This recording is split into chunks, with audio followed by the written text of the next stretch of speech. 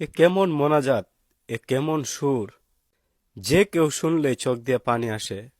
আসুন শুনি। ইয়া রাব্বাল আলামিন, আল্লাহ, তুমি না কোরআনে বলেছো বান্দা যতই গুনাহ করবে আমার কাছে তাওবা করলে আমি তোমারে মাফ করে দেব।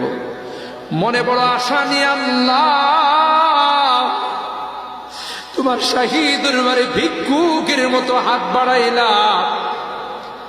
তুমি যদি ক্ষমা না করো, কে আমাদেরকে ক্ষমা করবে?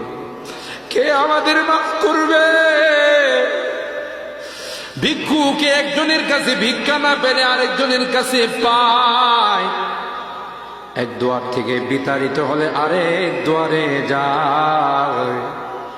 তোমার দরবার থেকে যদি মাহরুম হয়ে যায়, বিতাড়িত হয়ে যায়, কার কাছে যাব? কে আমাদেরকে ক্ষমা করবে? মালিক রে, কাঙ্গালের মতো হাত বাড়াইলাম, তাওবা করতেছি, আর জীবনে কোনোদিন নামাজ ছাড়ব না, আর জীবনে কোনো গুনাহ করব না,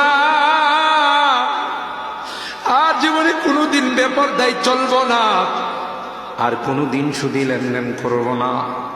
কিয়ামতের কঠিন ময়দানে আমাদেরকে তুমি গুনাহগার বলে ডাক দিও না।